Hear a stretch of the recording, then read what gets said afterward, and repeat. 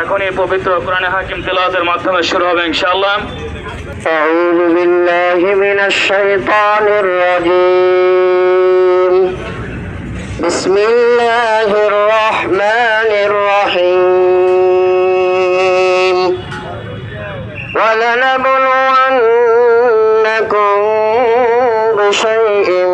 من الخوف والجوع ونقص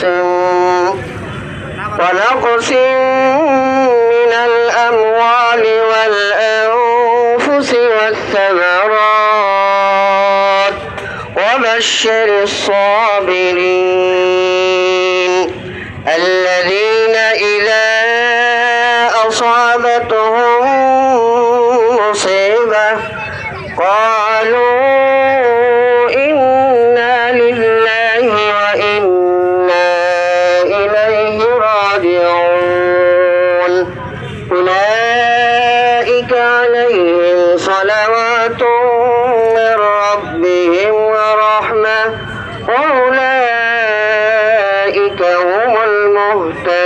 المهتدون صدق الله العظيم